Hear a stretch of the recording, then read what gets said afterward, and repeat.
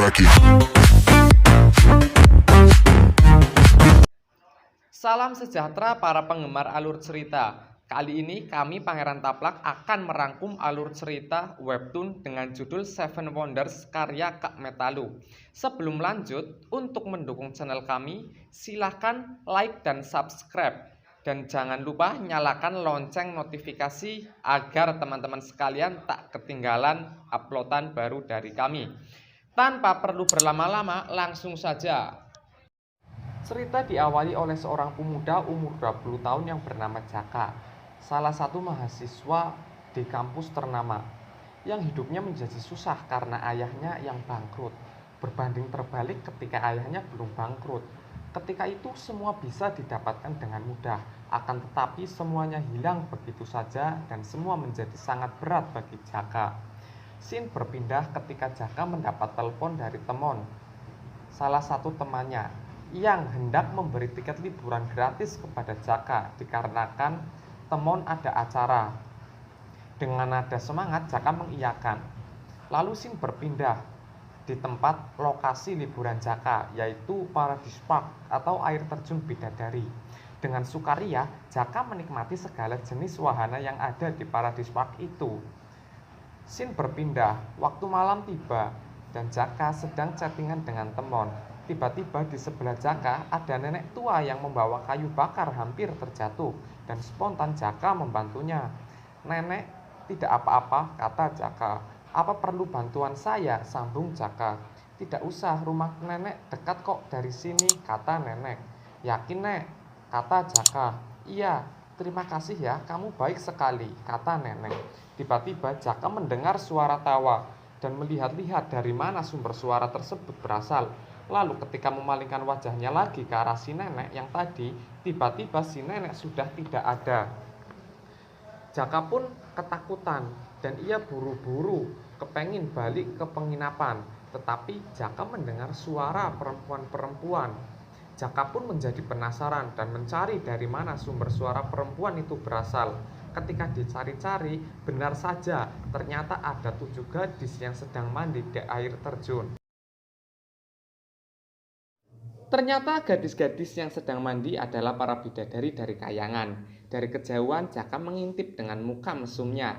Terlintas di pikiran Jaka untuk mencuri selendang dari bidadari-bidadari tersebut, seperti dalam cerita Jaka Tarub. Dan Jaka mencari di mana selendang itu diletakkan. Dengan mengendap-endap, Jaka mengambil satu selendang berwarna kuning. Dan dalam benak Jaka berkata, "Keajaiban apa yang bisa kau berikan padaku, wahai selendang bidadari?" Scene pun berpindah kepada para bidadari yang hendak pulang ke kahyangan, dan salah satu bidadari mendapati selendangnya tidak ada dan menyuruh agar saudara-saudaranya pulang terlebih dahulu dan dia mau mencarinya lagi.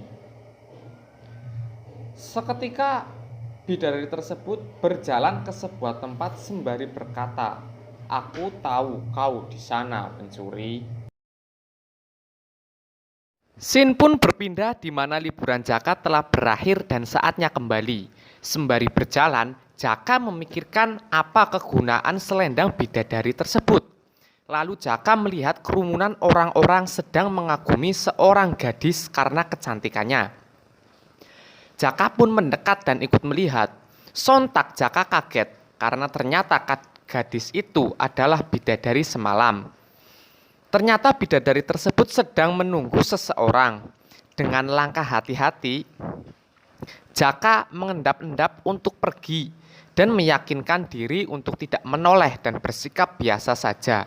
Tetapi tiba-tiba bidadari tersebut memanggil, "Sayang, kamu kemana saja sih?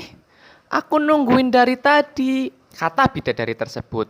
Jaka pun bingung 7 keliling dan "Maaf sebelumnya, sepertinya ini salah paham," kata Jaka. "Ini pertama kalinya aku bertemu denganmu. Kamu pasti salah orang," lanjut Jaka. "Kamu jahat," kata bidadari. Sontak saja para pria yang melihat itu langsung memukuli Jaka sampai babak belur. Akhirnya Jaka pun menggandeng bidadari tersebut dan berkata, "Ayo sayang, Kita pulang dengan wajah melas. Ayo, kata bidadari. Sin berpindah di dalam bus. Jaka berpikir kesana kemari kebingungan dan membayangkan apa yang akan terjadi. Dan ternyata bidadari tersebut bisa membaca pikiran Jaka. Jaka pun heran, mengapa wanita ini bisa membaca pikiran? Jangan khawatir, aku tidak akan melakukan hal-hal berbahaya terhadapmu, kata bidadari. Justru aku akan memberikan bantuan apapun terhadapmu.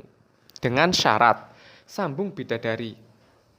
Apa syaratnya? Kata Jaka. Izinkan aku tinggal bersamamu, kata bidadari.